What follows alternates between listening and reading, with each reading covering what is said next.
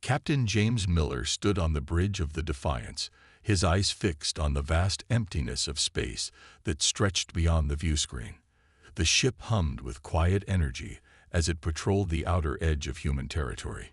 It was humanity's newest vessel, filled with technology so new that even most of the crew didn't fully understand it.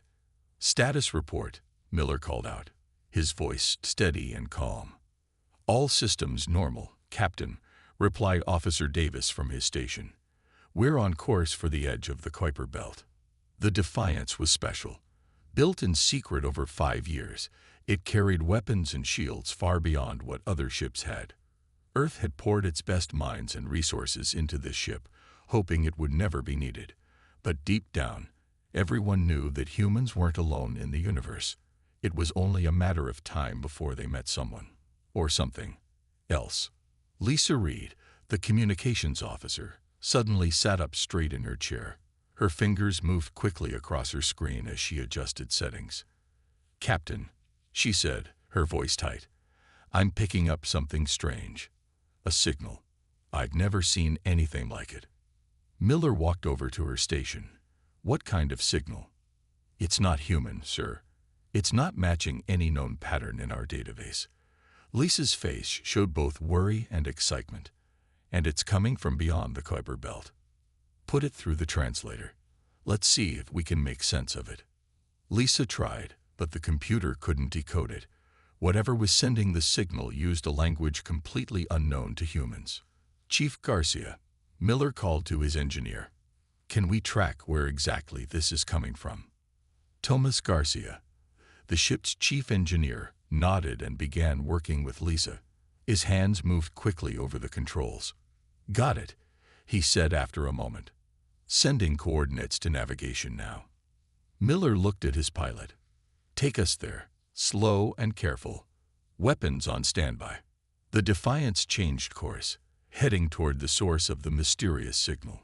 The crew was tense but ready. They had trained for first contact, though many had never truly believed it would happen during their lifetime. 3 hours later, the Defiance slowed near the coordinates. Miller ordered the ship to hold position just outside sensor range of whatever was out there. "Launch a stealth probe," he ordered. "Let's see what we're dealing with before we show ourselves." The small probe shot out from the ship, its special coating making it nearly invisible to most detection systems. It traveled for 20 minutes before sending back its first images. When those images appeared on the main screen, the entire bridge crew fell silent. Ships, hundreds of them, a massive fleet of vessels unlike anything humans had ever built, stretching farther than the probe's cameras could see. They moved in perfect formation, like a single organism rather than individual ships. "My God," whispered Lisa. Miller felt a chill run down his spine. "Magnify the lead vessels." The image zoomed in. The alien ships were smooth and curved, with no sharp edges. They glowed with a faint purple light that pulsed in a steady rhythm across their hulls. "They're heading toward our solar system," said the navigation officer, his voice barely above a whisper. Miller straightened his back. "Send an emergency message to Earth Command. Include all probe data. Priority Alpha." Lisa nodded and began transmitting. The rest of the crew waited in tense silence. "Should we try to communicate with them, sir?" Lisa asked. Miller thought for a moment. "Yes, standard first contact protocol.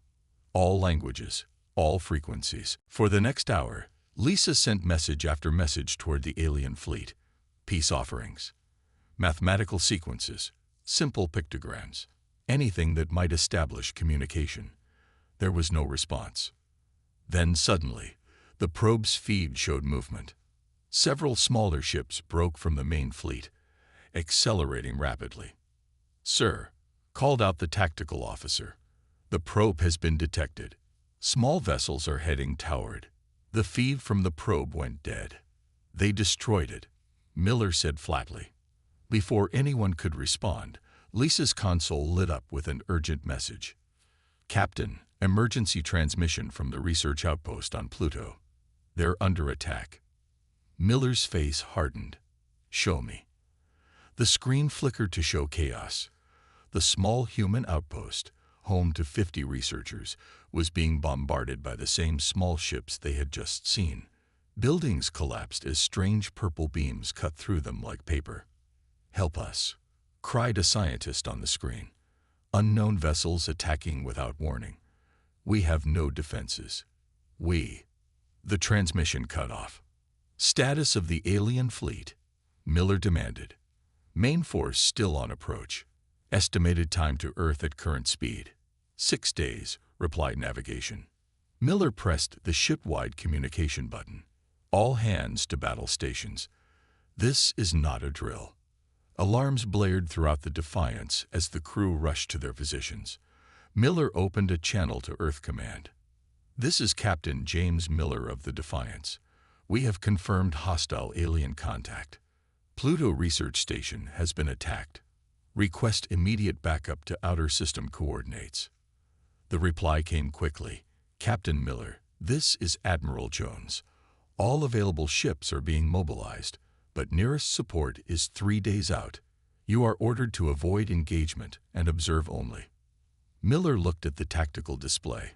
The alien fleet was massive, like nothing humanity had ever faced. "With respect, Admiral, if we wait 3 days, they'll be halfway to Earth. The Defiance was built for this. We're the only thing standing between them and home." There was a long pause before the Admiral responded. "You're authorized to delay their advance if possible, but do not sacrifice your ship. You're our eyes out there, Miller. We need to know what we're facing." "Understood, Admiral." Defiance out. Miller turned to his crew. Their faces showed fear, but also determination. "Chief Garcia," he said to his engineer, "you once told me this ship could do things even its designers never imagined. I need those things now." Garcia nodded slowly. "The experimental core. I've been working on some modifications. They weren't approved by command, but..." He took a deep breath. "I can give you more power than this ship was ever meant to handle. Might burn us out, though." "Do it," Miller ordered. Then he addressed the entire bridge. "I know we're outgunned. I know the odds. But that fleet is heading to Earth, to our families, our homes. We're going to show them that humans don't go down without a fight." He looked back at the screen showing the approaching Armada. "Plot an intercept course. We're going to introduce ourselves to our new neighbors." The Defiance moved silently toward the alien fleet. Captain Miller had ordered the ship to use its stealth systems, making them nearly invisible against the blackness of space. His plan was not to attack the entire Armada head-on. That would be suicide. Instead, they would strike fast, gather information, and try to slow the aliens down. "All stations report," Miller said, his voice calm despite the tension on the bridge. "Engines at 85%, running quiet," said the pilot. "Weapons charged and ready," the tactical officer added. Chief Engineer Garcia's voice came through the comm system. "Core modifications in progress, Captain. I need another hour to finish." "We may not have an hour, Chief," Miller replied.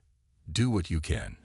Lisa Reed, still at her communications station, suddenly straightened. "Captain, I'm receiving a broadcast. It's being sent to all frequencies, directed toward Earth." "Let's hear it," Miller said. The speakers crackled. Then a strange metallic voice filled the bridge. It spoke in perfect English, but with an unnatural rhythm, as if multiple voices were speaking together. "Attention human civilization. We are the collective. Your species has been deemed a contagion risk to the ordered galaxy.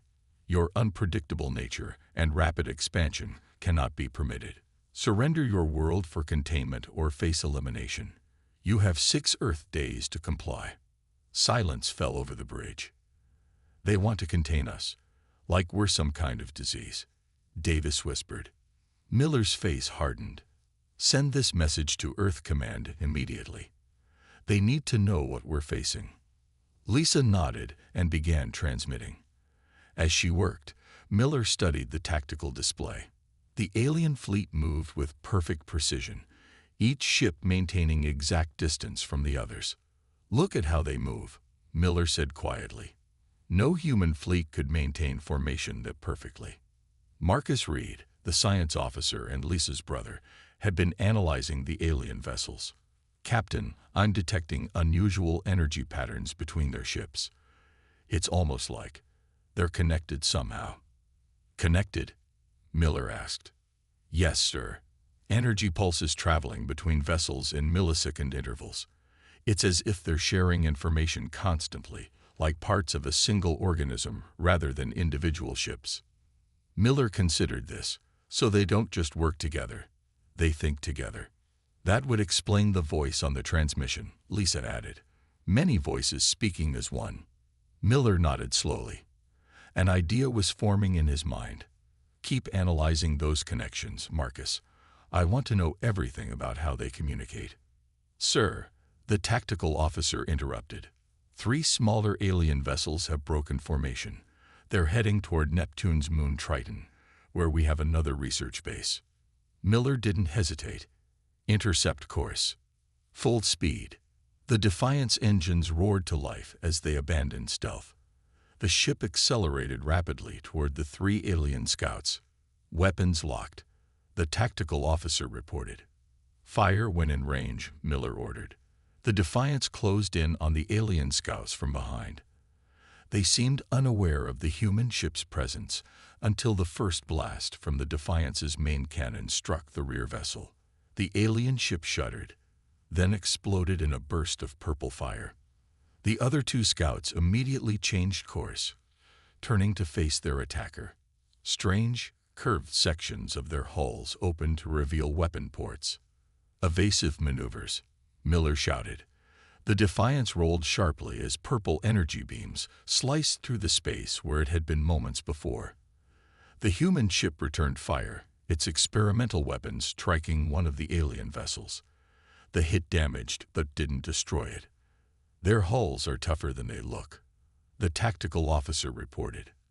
"Give me everything we've got," Miller ordered. The Defiance fired again, concentrating all weapons on one target. This time, the alien ship's hull cracked open, venting atmosphere before exploding. The final scout turned and fled, not back toward the main fleet, but directly at the Defiance. "It's going to ram us," shouted the pilot. "Hard to port," Miller commanded. The Defiance swerved, but not quickly enough. The alien vessel clipped their starboard side, sending the human ship spinning. Warning alarms blared across the bridge as the lights flickered. "Damage report," Miller called out, gripping his chair to stay upright. "Hull breach on deck 3. Emergency shields in place," someone reported. "Weapons systems damage. Starboard thrusters offline." As the Defiant stabilized, Miller saw that the collision had destroyed the alien scout as well, but the brief victory was overshadowed by what appeared on their sensors next. "Captain," Marcus said, his voice tight, "the main fleet has noticed us. 20 ships have broken formation and are heading our way." Miller activated the ship-wide comm. "Chief Garcia, I need those modifications now." "I need 10 more minutes, Captain," Garcia replied, the sound of frantic work in the background. "We don't have 10 minutes, Miller responded. "Make it 5. Miller turned to his tactical officer. "Set a course for the asteroid field near Neptune. We need to buy some time." The Defiance limped toward the asteroid field, its damaged engines struggling to maintain speed. Behind them, the alien vessels approached rapidly, their formation perfect despite the obstacles in their path. "They're gaining on us," the pilot reported. 5 more minutes, Miller said firmly. "We just need 5 minutes." The Defiance reached the asteroid field first, weaving between the massive rocks. The human pilot's skill showed as they navigated the dangerous terrain, using the asteroids as cover. The alien ships followed, but something interesting happened. Their perfect formation became less perfect. Several collided with asteroids, and others had to slow down to avoid crashes. "Look at that," Marcus said, watching the sensor readings. "They're struggling to adapt to the random patterns of the asteroids." Miller nodded. "They like order. They expect things to be predictable." A smile spread across his face. and humans are anything but predictable. Before he could say more, a purple beam struck the Defiance directly. The ship rocked violently as systems shorted out across the bridge. "Direct hit," the tactical officer shouted. "Shields down to 30%. Another hit struck them, and then another. The Defiance was taking heavy damage. "We can't take much more of this," the pilot warned. Just then, Garcia's voice came through the comm. "Modifications complete, Captain. The core is ready, but I have to warn you, this could tear us apart too." Miller looked at his crew. They were injured, afraid, but still fighting. He thought of Earth, of all the people counting on them. "Better to go out fighting," he said quietly. Then louder, "Prepare to activate the modified core on my mark. All hands brace for impact." As the alien ships closed in for the kill, surrounding the damaged Defiance, Miller gave the order that would either save them or destroy them. Now, the modified core of the Defiance hummed with power. Power it was never designed to hold. As Captain Miller gave the order, Chief Engineer Garcia activated the system from engineering. The lights throughout the ship dimmed. For a terrifying second, everything went completely dark. Then, a wave of energy burst outward from the Defiance in all directions. It wasn't visible to the human eye, but on the ship's sensors, it appeared as a rapidly expanding circle. The wave passed through the surrounding alien vessels like they weren't even there. At first, nothing happened. The alien ships continued their approach, weapons charging. "Did it work?" Miller asked, gripping the arms of his chair. Before anyone could answer, the nearest alien ship suddenly veered off course, nearly colliding with another. All around them, the perfect formation of the alien fleet began to fall apart. Ships drifted randomly, some spinning in place, others firing weapons in wrong directions. Marcus stared at his readings in amazement. "Captain, the energy connections between their ships are breaking down. The wave disrupted their communication network." Miller allowed himself a small smile. They can't talk to each other anymore. A fleet that thinks as one mind suddenly can't think at all. Lisa turned from her station, her eyes wide with realization. "Sir, if they use some kind of shared consciousness to communicate, then we can pretend to be part of it." Miller finished her thought.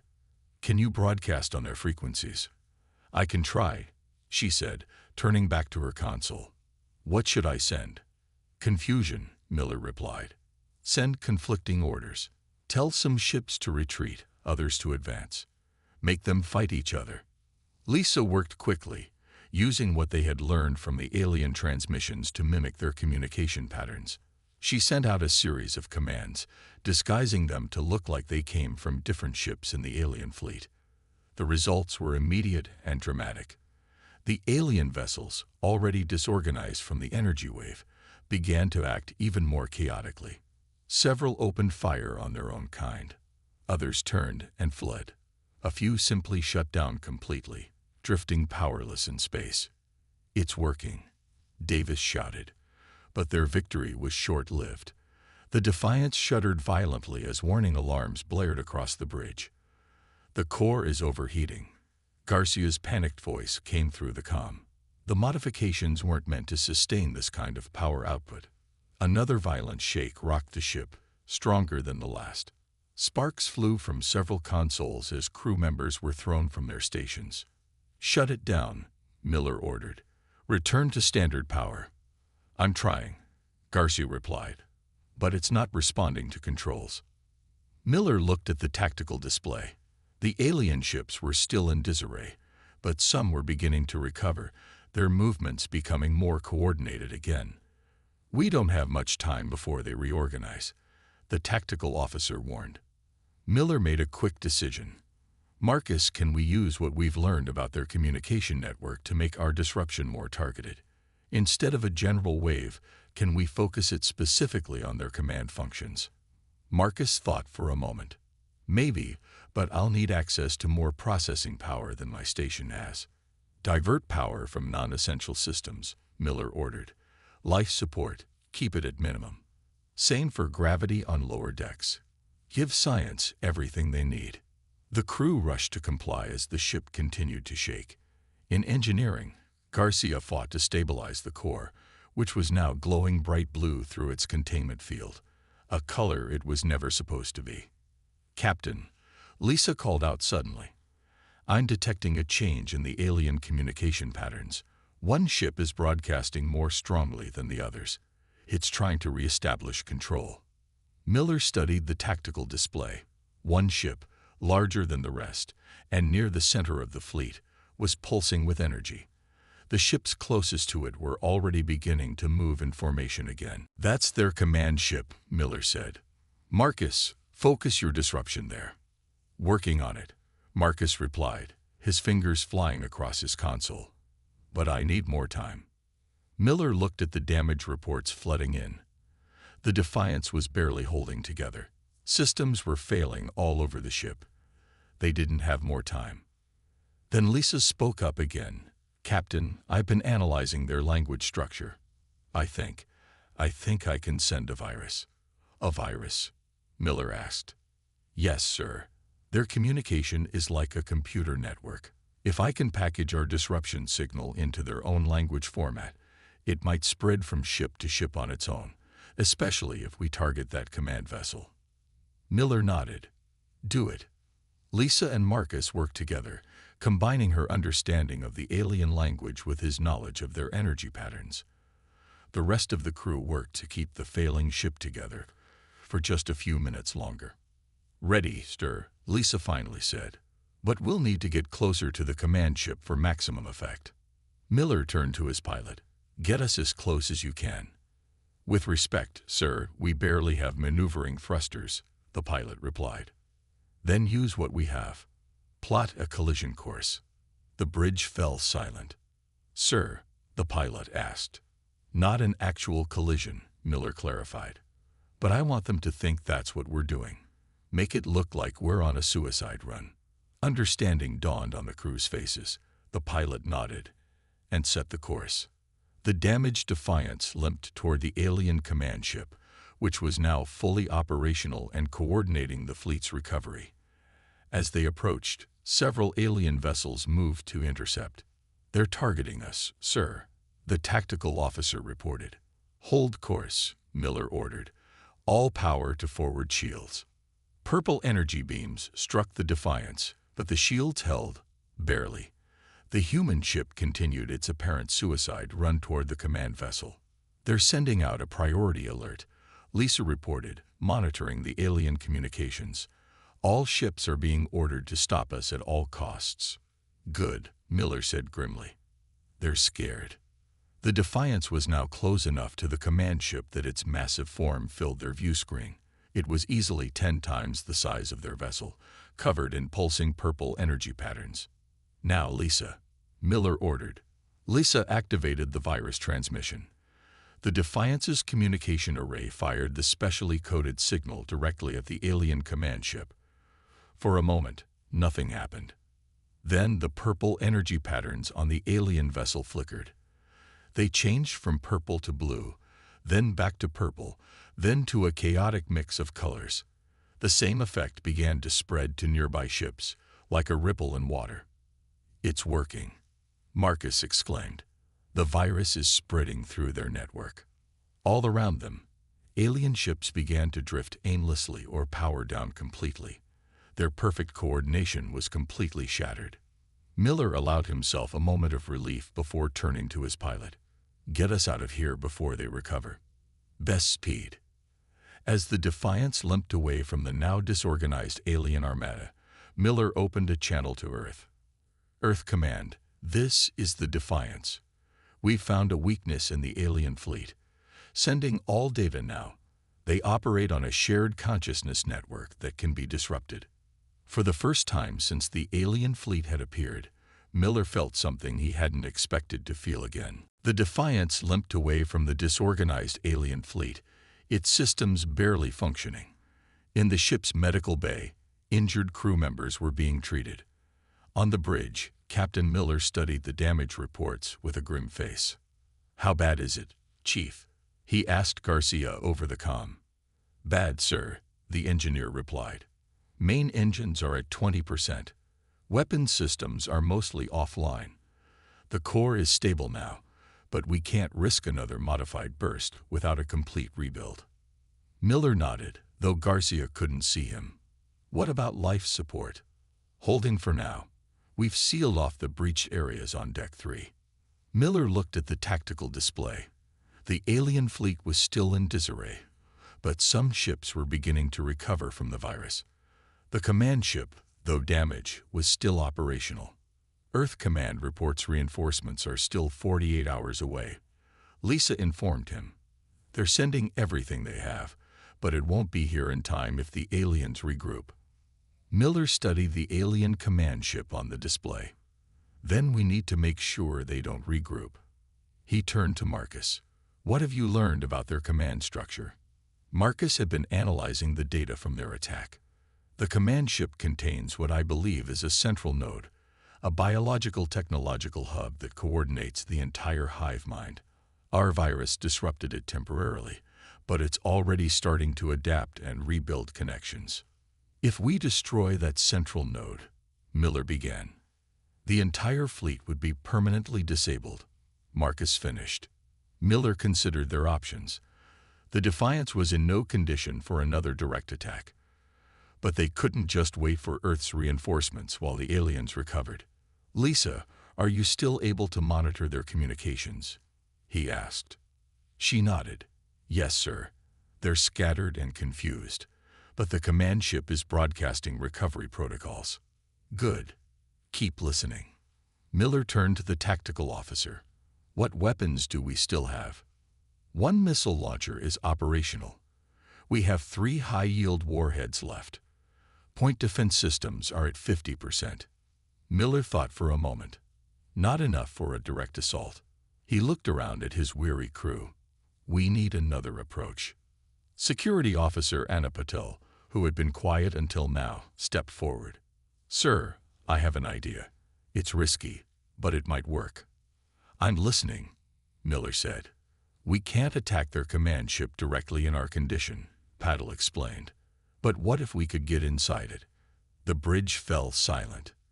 Inside? Miller asked. Yes, sir. My security team could use one of our shuttles. We disguise it with debris from destroyed alien ships. We've scanned enough of them to mimic their signature. We approach the command ship, find a way in, and plant our remaining warheads at critical points. Miller considered the plan. It was dangerous, possibly suicidal, but they were out of better options. How would you get past their defenses? He asked. The virus has confused them. Ships are drifting everywhere. In the chaos, they might not notice one more piece of debris. Miller nodded slowly. It could work. He turned to Marcus. Where would they need to place the warheads to destroy the central node? Marcus pulled up a scan of the alien command ship. Based on energy readings, the central node should be here, he said, pointing to the core of the massive vessel. But they'd need to place charges at these junction points to ensure its destruction. He marked several locations throughout the ship. Miller looked at Patel. How many people would you need? 4, sir. Small team. Better chance of staying undetected. Miller thought about it. Sending his people on what might be a one-way mission was the hardest decision he had faced yet. But if they did nothing, Earth would fall. Prepare your team, Officer Patel. Take our best technical specialist too. You'll need help navigating their systems. Thank you, sir, Patel said, already moving toward the door. Anna. Miller called after her. Patel turned.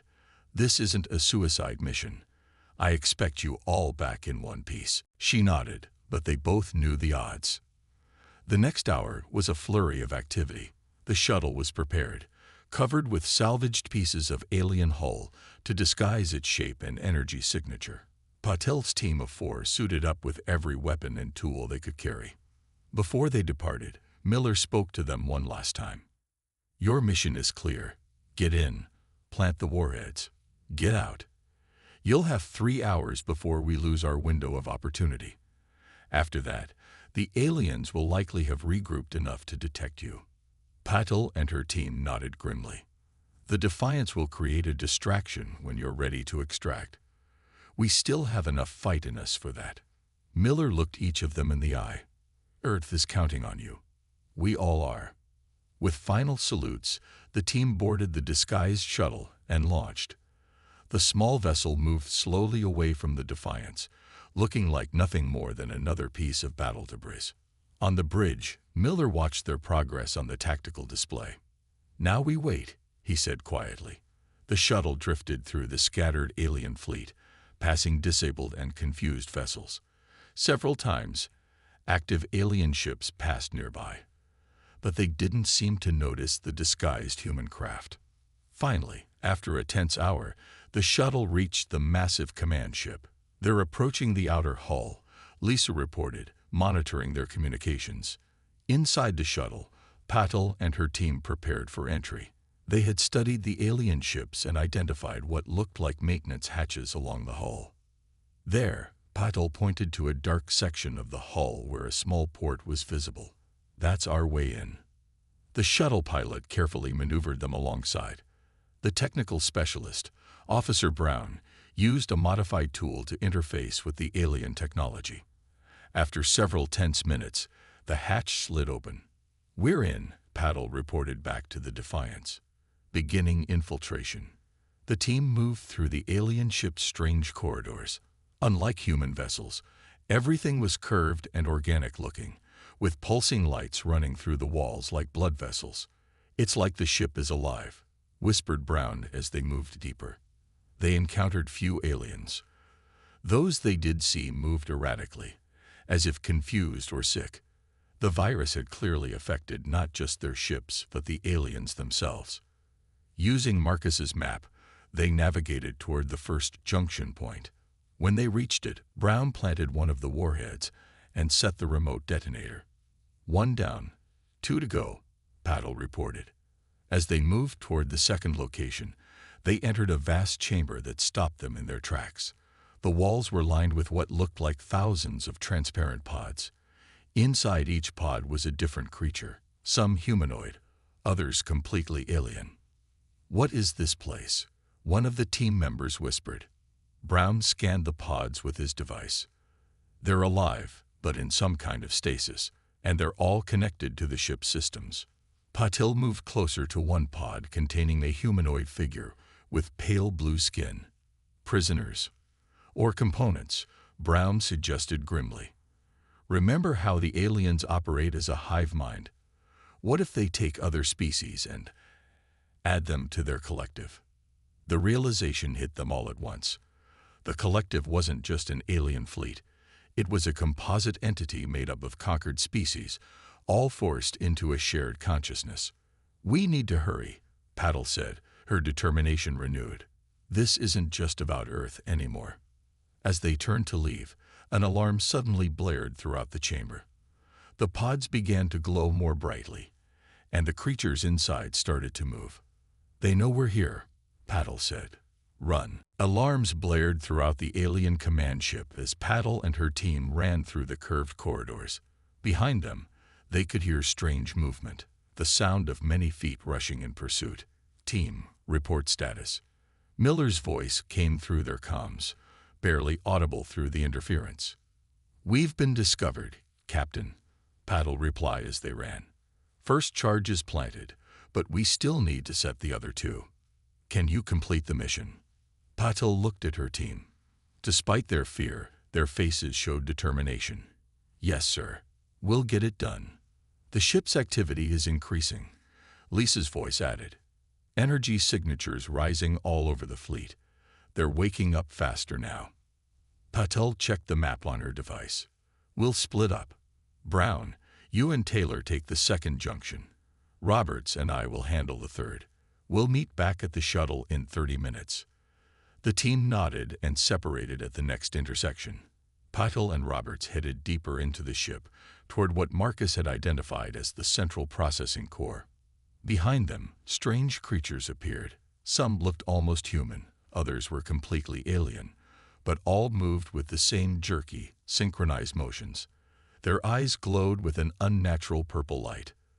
"They're controlled," Roberts said as they ducked into a side passage, like puppets. Patel nodded grimly. All the more reason to finish this.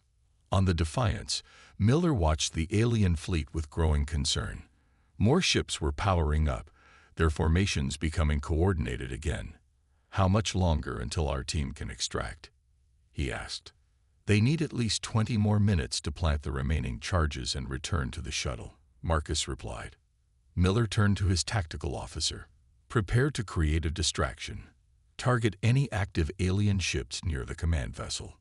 "Sir, we barely have weapons left," the officer reminded him. "Then use everything we've got," Miller said firmly. "Make it count." Inside the command ship, Brown and Taylor reached the second junction point. As Brown worked to attach the explosive, Taylor kept watch. "Hurry," Taylor whispered. "They're coming." Brown finished setting the charge. "Done. Let's move." They turned to leave, but found their exit blocked by 3 alien beings. Each one different in appearance, but all with the same glowing purple eyes. Taylor raised his weapon, but Brown stopped him. "Wait. Look at them. They're fighting it." Indeed, the aliens were moving strangely, as if struggling against invisible restraints. One of them, a tall being with 4 arms, managed to speak through what seemed like immense effort. "Help. Us," it gasped, before its eyes flared brighter and it lunged forward. Taylor had no choice. He fired, dropping all 3 beings. "We can't help them like this," he said sadly. "Let's find another way." Meanwhile, Patel and Roberts had reached the central core, a massive chamber filled with glowing technology, unlike anything humans had ever created. At its center was a pulsating object that seemed both mechanical and biological. "That's it," Patel said. "The central node." The node was protected by a field of energy and surrounded by dozens of aliens of various species, all connected to it by glowing tendrils of light. "How do we get close enough?" Roberts asked. Patel studied the room. "There."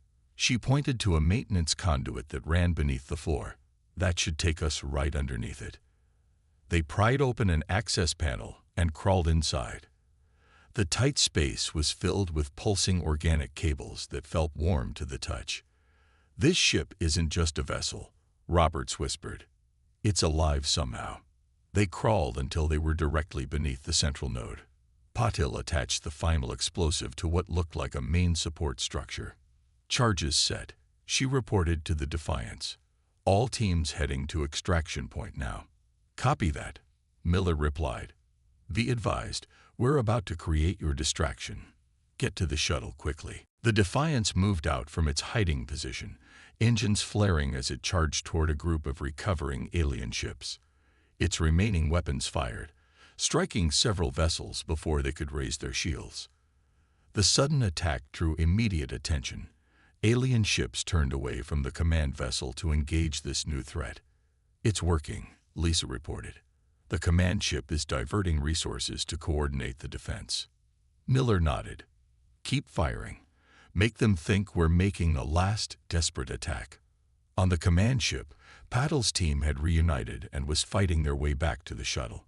The aliens were everywhere now, converging on the intruders from all directions. "We're cut off from the shuttle bay," Patel reported as they took cover in a small chamber. "Too many of them between us and extraction point." Miller's voice came through with static. "Find another way out. You have 15 minutes before those ships regroup." Brown studied his scanner. "There's an emergency airlock 2 levels up. We could use our suits to spacewalk to the shuttle." "Then that's our plan," Patel decided. "Move out."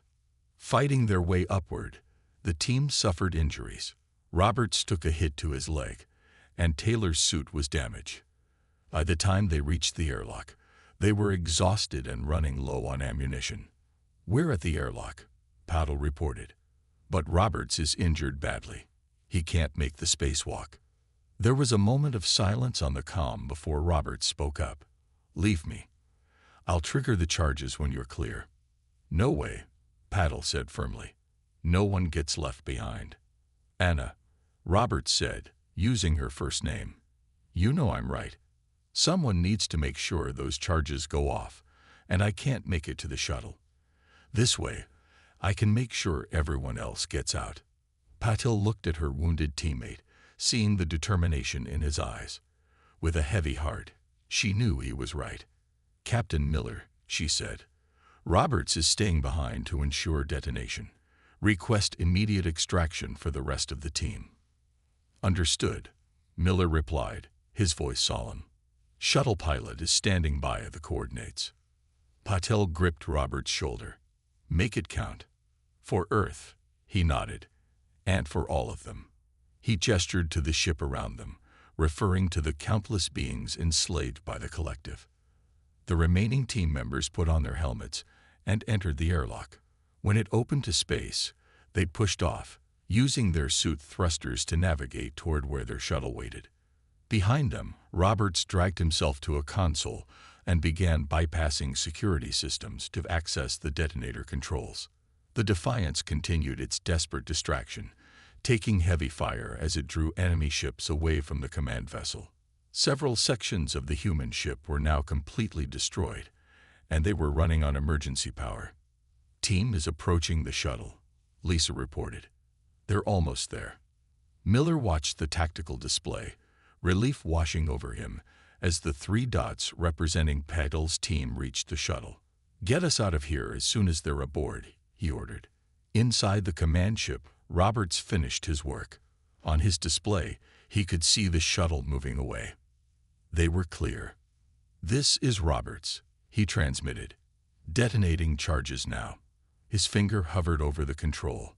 "Hey, Captain, when they ask what happened here, tell them we brought hope." With that, he pressed the button. The explosions rippled through the command ship, reaching the central node.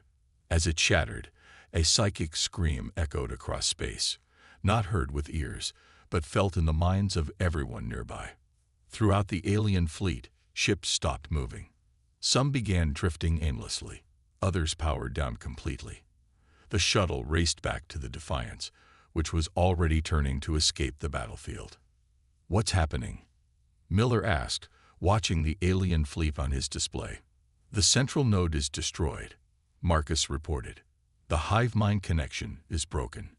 Every ship in the fleet has lost its controlling intelligence." As the Defiance limped away with the shuttle safely aboard, something unexpected happened. Communication systems across the bridge suddenly came to life with dozens of different transmissions, all from the alien ships, but each in a different language. Lisa worked frantically at her console. "Sir, these are distress calls." "From the alien ships." "Distress calls?" Miller asked, confused. "Yes, sir, but they're not from the collective. They're from the crews, the beings who were being controlled. They're free now, and they're asking for help." Understanding dawned on Miller's face. They weren't the enemy. They were prisoners in their own bodies. 3 days later, Earth's reinforcements arrived to find not an enemy fleet, but a humanitarian crisis. Thousands of beings from dozens of different species, all freed from the collective's control, needed help. Some ships were stranded without power. Others had crews who didn't know how to operate the vessels they were trapped on. The Defiance, despite its heavy damage, had remained to coordinate rescue efforts. Captain Miller stood on his bridge, watching as human ships moved among the former enemy vessels, providing aid and evacuation. Lisa approached him with a report. "Sir, we've established communication with 27 different species so far. Some have been under collective control for centuries." "What are they saying?" Miller asked. "They're calling what happened here the liberation. And they've given a name to their freedom." She smiled. "They're calling it hope." Miller nodded, thinking of Roberts and all the others who had sacrificed to make this possible. "Hope," he repeated quietly. "A good name." As he looked out at the vast fleet of ships, no longer enemies but new allies, Miller knew that humanity had just taken its first real step into the wider galaxy, not as conquerors, but as liberators who had brought hope to the stars. The alarm blared through the Global Defense Force headquarters. Red lights flashed as men and women in uniform rushed to their stations. Commander Jack Davis ran his hand through his gray hair and took a deep breath. After 20 years of service, he thought he had seen everything. He was wrong. "Sir, you need to see this," said Lisa Miller, the head of intelligence. Her usually calm face showed worry as she handed him a tablet. On the screen, a group of objects moved toward Earth from beyond Mars. They were not asteroids or any known space junk. They moved with purpose. "How many?" Jack asked. 17 large ships and about 40 smaller ones," Lisa replied. "They're slowing down. They want us to see them coming." Jack nodded. "They're making a statement." He looked at the room full of Earth's best military minds, all watching him. "Alert all nations. But no panic. We need to appear strong." Within hours, the strange fleet reached Earth orbit. They were massive ships, like floating cities of metal and light.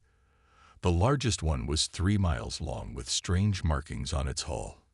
It positioned itself above the Atlantic Ocean, where it could be seen from both American and European coasts. The message came on all frequencies and in perfect English. "People of Earth, we are the Dominion. Your world is now under our protection and rule. Your leaders will meet with Lord Vex in 12 hours to discuss terms of your surrender." Jack and Lisa joined the hastily assembled team of Earth representatives, a mixture of military leaders, scientists, and politicians from major nations. They boarded a shuttle to meet the aliens on their flagship. "Remember," Jack told the team as they approached the massive alien ship, "show no fear. These beings crossed space to reach us. They're advanced, but that doesn't mean they're right to claim our world." The shuttle docked with a soft bump. The airlock opened to reveal a long hallway lit with a strange blue light. 2 tall figures waited for them. The aliens stood nearly 7 feet tall. They had pale blue skin that seemed to shimmer like fish scales. Their 4 eyes, 2 large ones and 2 smaller ones above, blinked at different times. They wore what looked like armor but moved like fabric. "Follow," one said simply. Its mouth didn't match the words. Some kind of translator, Jack thought. They were led to a large room with a round table. At the far end sat a larger alien with red markings on its armor. This was clearly Lord Vex. "Earth representatives," Vex said, his voice deep and slow. "I am pleased you have come without trouble." Jack noticed something right away. The aliens moved carefully, as if each step took effort. The air in the room felt thick with extra oxygen, but the gravity seemed standard. Lisa caught his eye. She had noticed too. "Lord Vex," said the United Nations Secretary, "we come to understand why you have entered Earth space unannounced." Vex made a sound like small bells, possibly laughter. "There is no Earth space. There is only Dominion space, which now includes your little world. I have come to inform you of reality, not to ask permission." Jack stepped forward.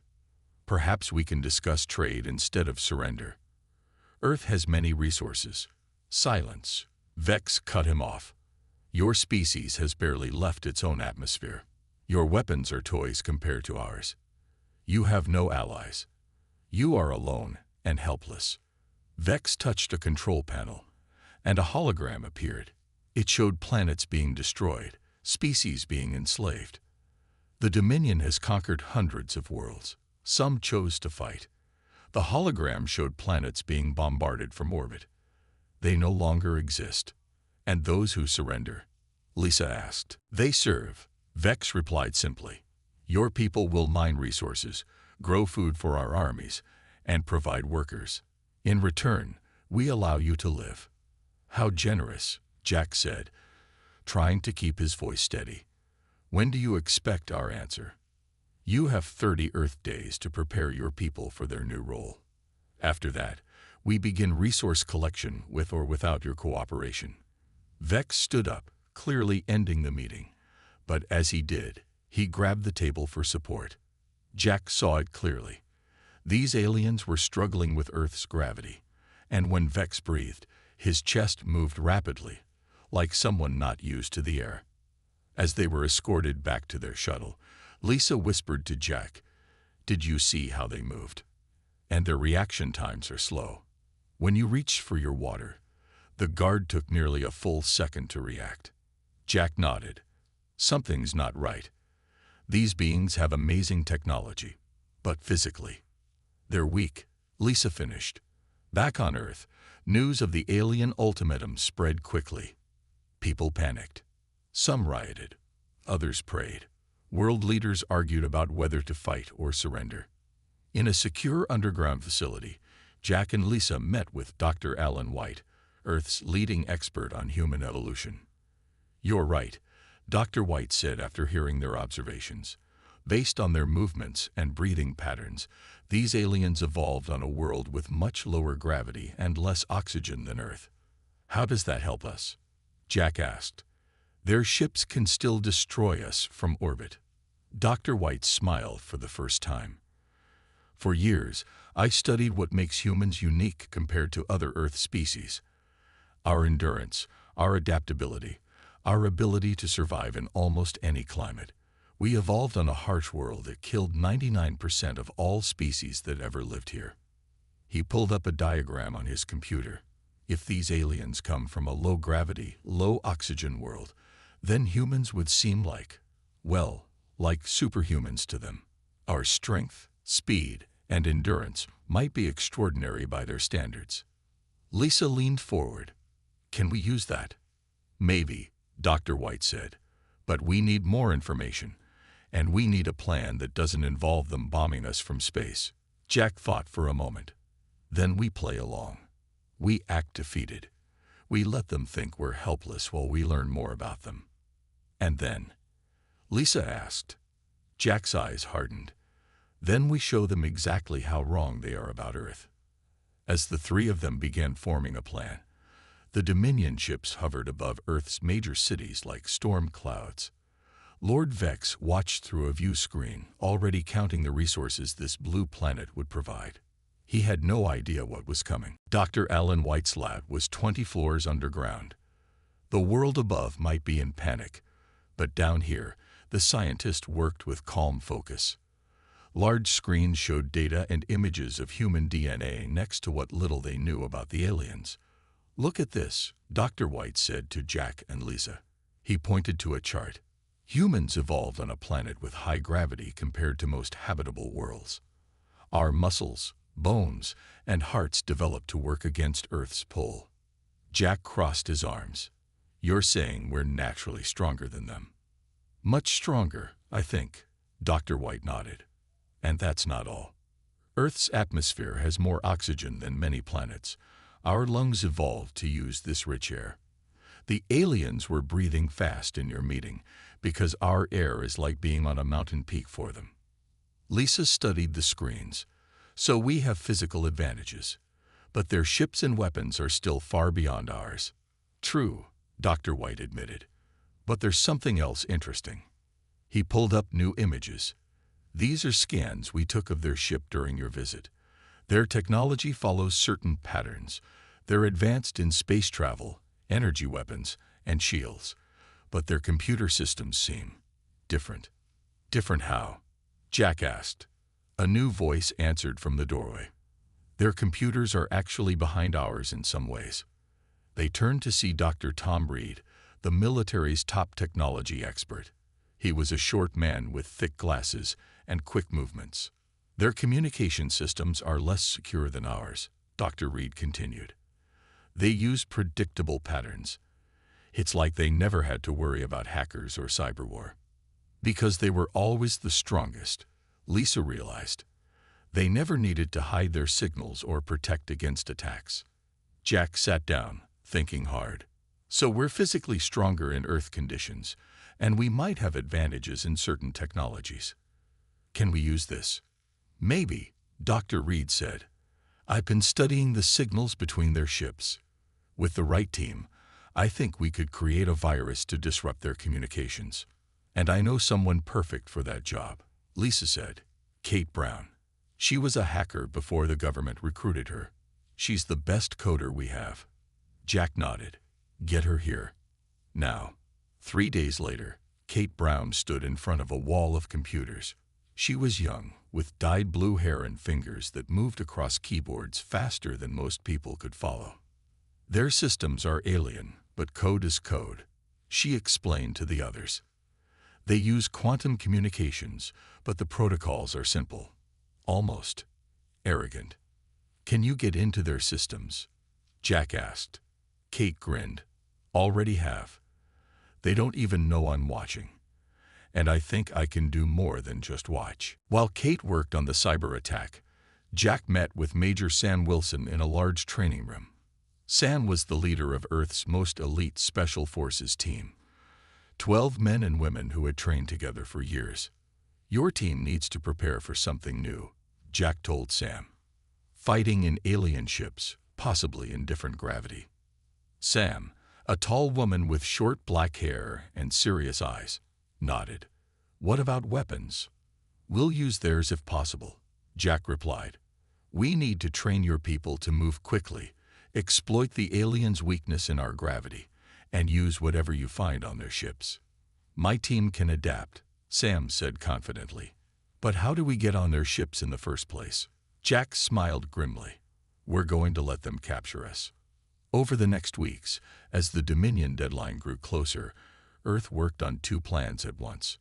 On the surface, world leaders appeared to argue and panic. News reports showed people preparing for surrender. But underground, Operation Trojan took shape. Sam's team trained day and night in simulated alien environments. They practiced moving in lower gravity, fighting with alien weapon mock-ups, and working in the dark. The aliens are used to being stronger than everyone they meet, Sam told her team. They won't expect humans to be able to overpower them. We'll use that surprise. Meanwhile, Kate and her team of computer experts built their virus. They called it Hercules, a small piece of code that could grow to massive strength once inside the alien systems. It will spread through their communication network, Kate explained to Jack and Lisa. When we activate it, it will send false orders, shut down weapons, and open doors. For about 20 minutes, their ships will be in chaos.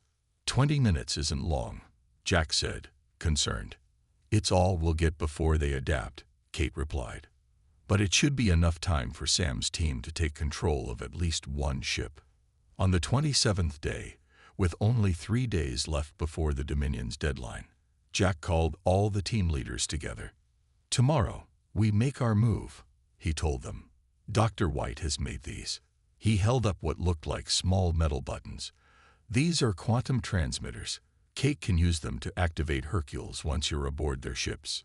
Sam took one and examined it. How do we get these on board?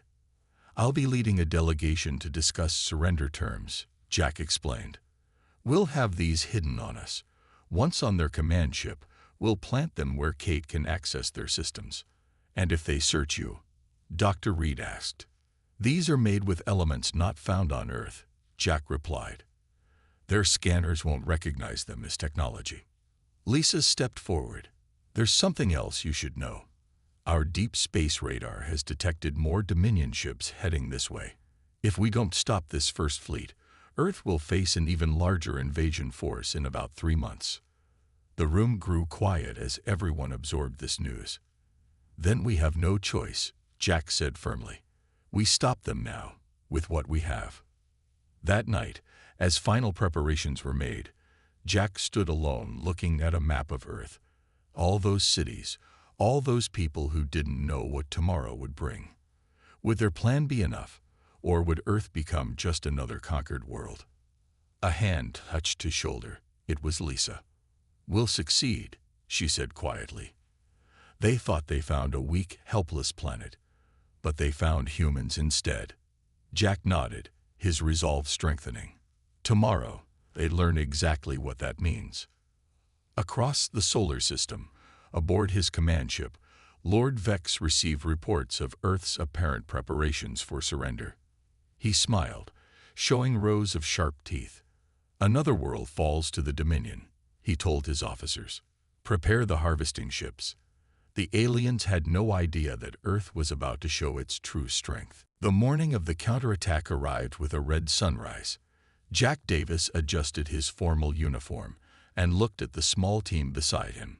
Lisa Miller wore a simple black suit, hiding several of the quantum transmitters in her pockets. 4 other officials, all actually members of Sam Wilson's Special Forces team, stood ready.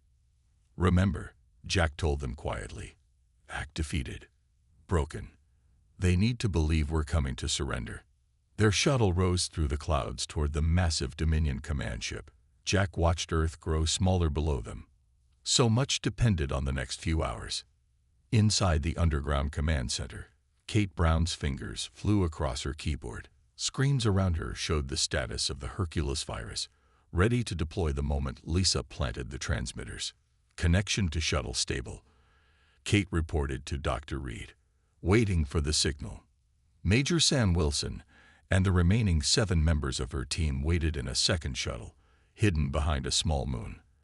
They wore black combat suits designed for maximum movement. "Team 2 ready," Sam radioed to Earth, waiting for Jack's signal. The first shuttle docked with the Dominion command ship. As before, alien guards met them in the airlock. Jack noted how the aliens' 4 eyes blinked in sequence, how their breathing seemed rapid in Earth's oxygen mixture that had been pumped into their ship for the human visitors. "Follow," said one guard, just as before. They were led through long corridors of metal and strange glowing materials. Jack memorized every turn, every door. Lisa walked with her head down, playing the part of the defeated while her eyes missed nothing. This time, they were taken to a much larger room.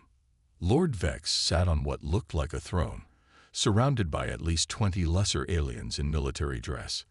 "Commander Davis," Vex said, his voice echoing in the large space, "have you come to accept the Dominion's generous terms?" Jack stepped forward and bowed his head slightly.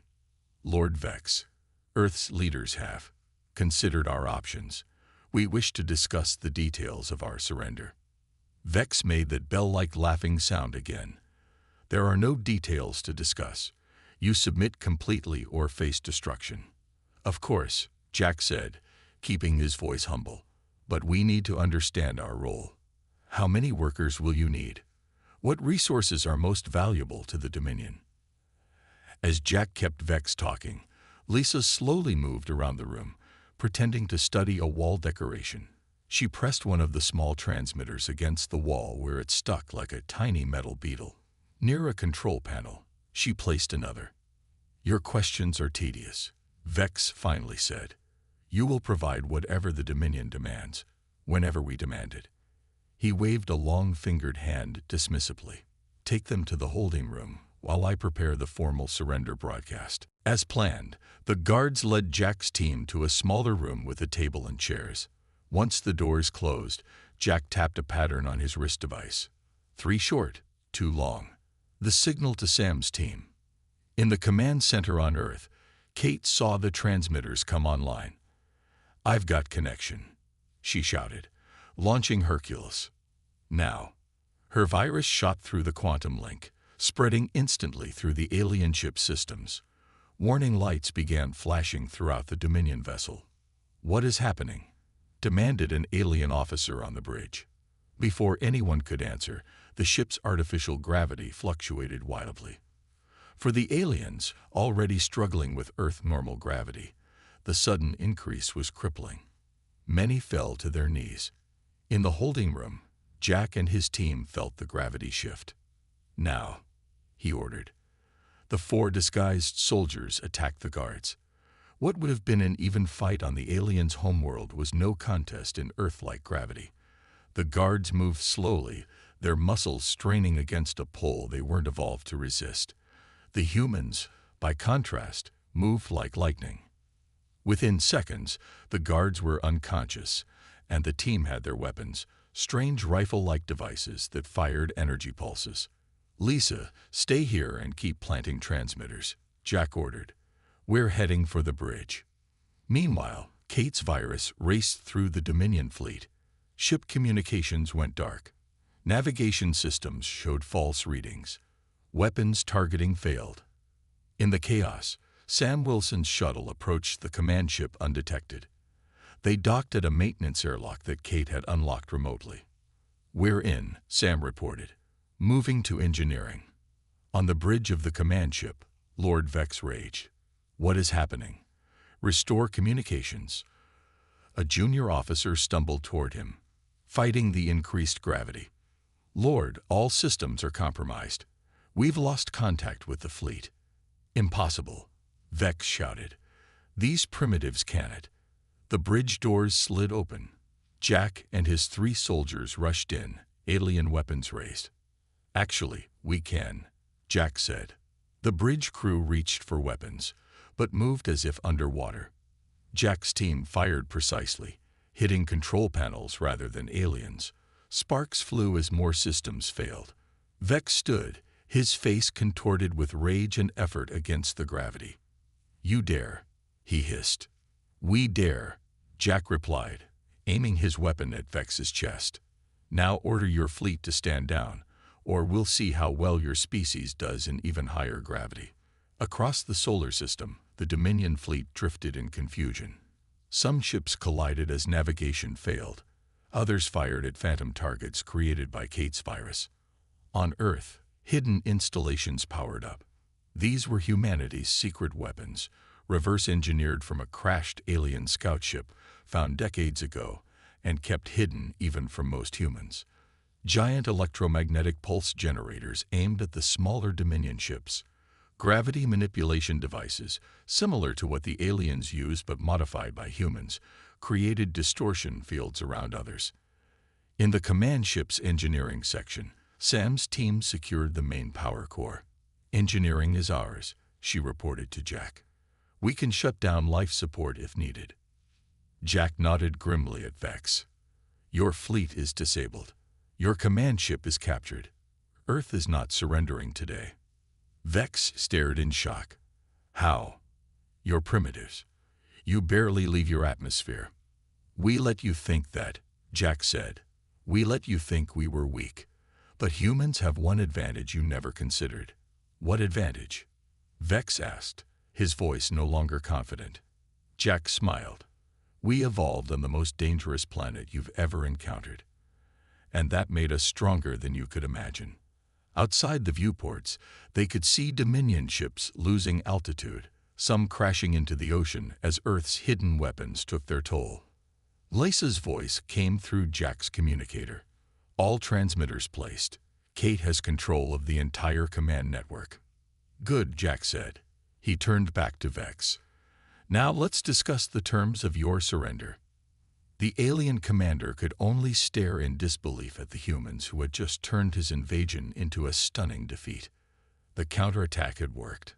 Now Earth needed to prepare for what would come next. Lord Vex stood surrounded by human soldiers on his own bridge. He had never known such shame, but he was not ready to admit defeat. "You may have surprised us," he said to Jack, "but this is far from over. The Dominion does not lose wars." Jack watched as the alien pressed a hidden button on his armor. "What did you just do?" Vex's mouth formed what might have been a smile. "I ordered our ground forces to deploy. Even now, thousands of our warriors descend to your cities. They wear battle suits that will compensate for your gravity. They carry weapons that can level buildings. On the screens around them, they could see hundreds of smaller ships breaking away from the main fleet. These ships had been shielded from Kate's virus by separate systems." "Landing craft," Lisa said, her voice tight with concern. Jack immediately activated his communicator. "Kate, can you stop those smaller ships?" Kate's voice came back stressed but determined. "Working on it, but they're on isolated systems. I need time." "Time we don't have," Jack replied. He turned to Lisa. "Alert all Earth defense forces. The ground war is starting." Across the globe, Dominion landing craft broke through the clouds. They touched down in major cities: New York, Beijing, London, Moscow, Tokyo. Ramps opened, and alien soldiers marched out wearing powered armor suits that made them look twice their normal size. In New York, Lieutenant Mike Torres led a small unit of 30 soldiers. They had been prepared for this possibility. They hid in buildings around Times Square where a Dominion ship had landed. "Remember your training," Mike told his people over the radio.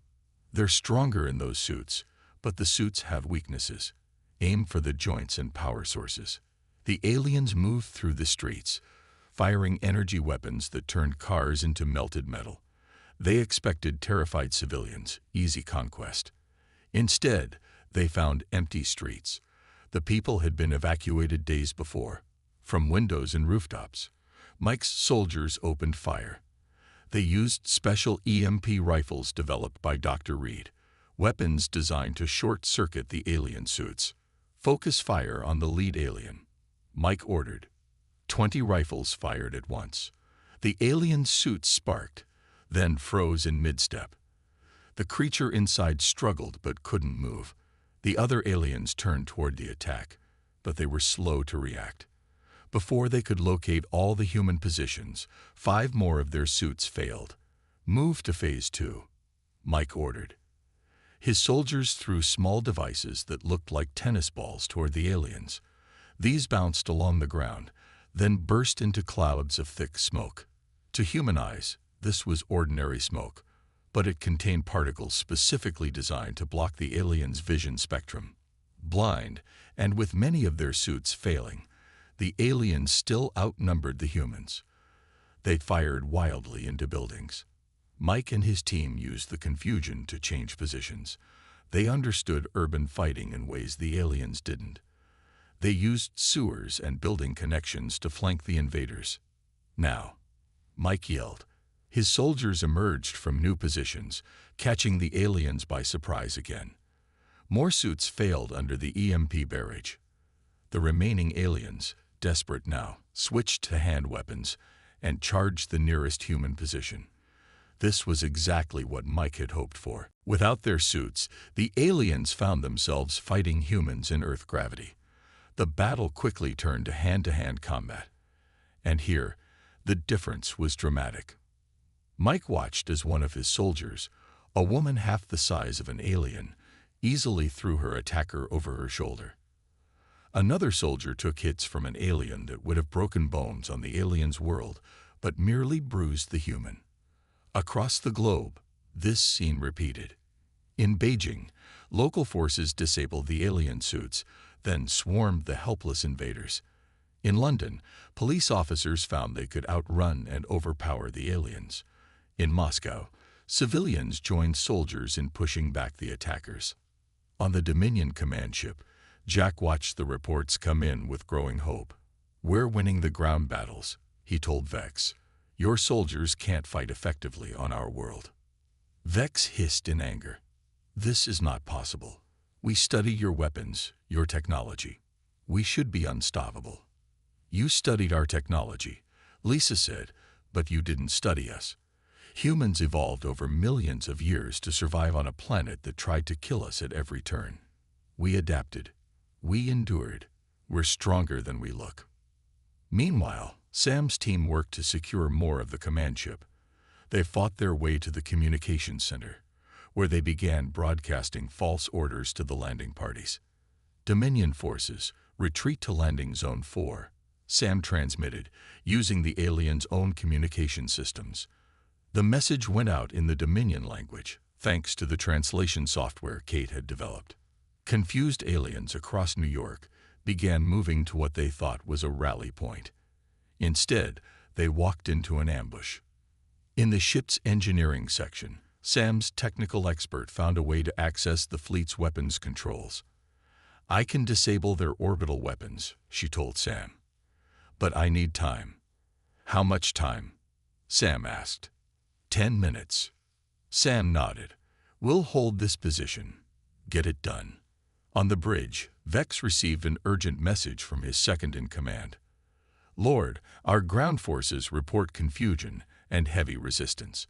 The humans are much stronger than our intelligence suggested, and someone is broadcasting false orders on our secure channels." Vex looked at Jack with new understanding. "You planned for this all along." Jack nodded. "From the moment you arrived. We knew we couldn't match your ships or weapons, so we let you think we were beaten. We let you come down to fight us face to face, and now you're learning what happens when you underestimate humans. Vex's four eyes blinked rapidly, a sign of distress in his species. I still have one option left. He pressed another control on his armor. I have just ordered the remaining ships to begin orbital bombardment. If we cannot have your world, no one will. Jack felt cold fear run through him. This was the one thing they hadn't fully prepared for. He hit his communicator. Kate, Vex has ordered bombardment. Can you stop it? Kate's voice came back, strained but determined. Working on it. Dr. White is activating the quantum disruptor now. Deep under the Rocky Mountains, Dr. White stood before a massive device built from the combined knowledge of Earth's best scientists. It was their last resort. A quantum communication disruptor that could sever the connection between the Dominion ships. Activating now, Dr. White said as he pressed the final sequence. The machine hummed to life, sending invisible waves across Earth's orbit. One by one, the Dominion ships lost contact with each other and their command ship. Vex watched in horror as the screens on the bridge went dark. What have you done? Jack smiled grimly. We've shown you that Earth is never helpless. Now, about those surrender terms. 1 week after the failed invasion, Earth looked different. Damaged Dominion ships sat in fields and oceans, being studied by eager human scientists. In New York, London, and other cities, cleanup crews worked to repair the limited damage from the ground battles. In Washington, D.C., inside a heavily guarded building, Jack Davis and Lisa Miller prepared for another meeting with Lord Vex. This time, the meeting would be on Earth's terms. Are you ready for this? Lisa asked Jack as they walked toward the conference room. Jack straightened his uniform. As ready as I'll ever be. It's not every day you negotiate with an alien empire. The conference room had large windows overlooking the city. Sunlight poured in, making the room bright and warm. 6 human leaders sat at one side of the long table, representing Earth's major nations and military forces. The door opened, and Lord Vex entered with 3 other aliens. They moved carefully in Earth's gravity, which they now understood was much stronger than their home world. Without their technology advantage, they seemed smaller, less threatening. Lord Vex, Jack said, not standing. Please be seated. Vex sat slowly, his pride clearly wounded. Commander Davis, I am here to discuss terms as you requested. Good, Jack replied. First, let me introduce Dr. Alan White, who has something interesting to share. Dr. White stood and activated a large screen on the wall. It showed images of Earth's long history. Lord Vex, we've studied your technology and your biology, Dr. White began, and we've made some fascinating discoveries. Your species evolved on a world with 1/3 of Earth's gravity and much less oxygen. Your planet had few predators or natural disasters. White showed more images, early humans fighting for survival, adapting to ice ages, surviving volcanic eruptions, and meteor impacts. Humans, by contrast, evolved on a world that tried to kill us at every turn. We survived ice ages, massive volcanic eruptions, meteor impacts, and countless predators. We adapted. We grew stronger. Our bodies became efficient at using oxygen. Our muscles developed to work in high gravity. Our minds evolved to solve problems and innovate. Vex watched the screen, his 4 eyes blinking in different patterns. This explains much about your unexpected strength. But what is your point? Dr. White continued. The Dominion became powerful through technology, not evolution. You found easy worlds to conquer, but Earth was never going to be an easy conquest. Jack took over. Which brings us to our terms. We will not join the Dominion as a conquered world. Instead, we propose an alliance. Vex made a sharp sound, surprise in his language.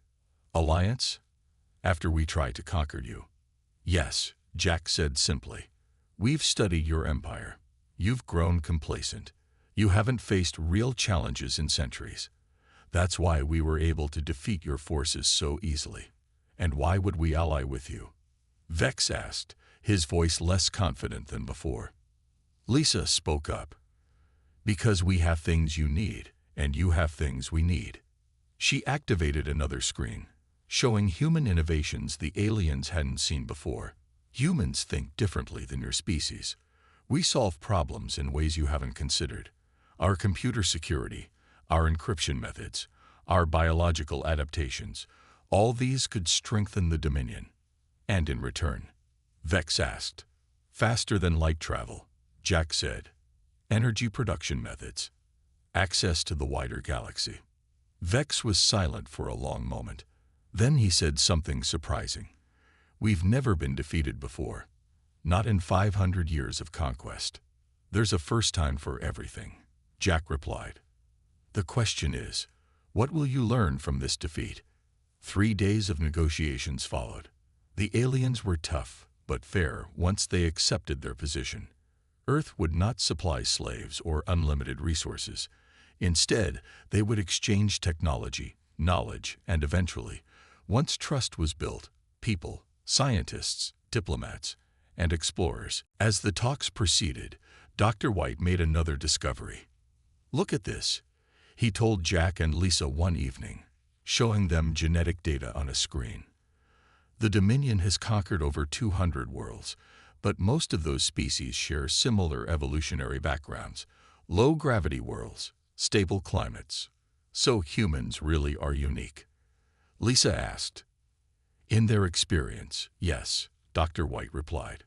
"We're the first high-gravity, high-oxygen species they've encountered. They simply had no frame of reference for what we could do." On the final day of negotiations, Vex made an unexpected offer. "The Galactic Council meets in 1 month," he told Jack.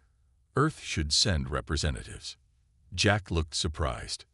"You want us at the council? Why?" "Because," Vex said, his voice carrying a new respect, "the galaxy should know about Earth. About humans. There are threats beyond the Dominion. Enemies, even we fear. The galaxy needs what humans can offer." 1 month later, Jack stood with Lisa and Dr. White aboard a modified Dominion ship. Earth grew smaller below them as they accelerated toward the stars. For the first time, humans were traveling faster than light. "Hard to believe a month ago they were trying to conquer us," Lisa said, watching Earth disappear from view. "And now we're going to represent Earth at a council of alien species," Dr. White added, his eyes wide with excitement. Jack looked at the stars ahead. "Vex told me something interesting yesterday. He said there are 17 major powers in the galaxy. Most have been stable for thousands of years. They've grown comfortable, set in their ways. And now here come humans," Lisa said with a small smile. "Adaptable, innovative, stronger than we look." "Exactly," Jack replied. "We're going to change everything for them."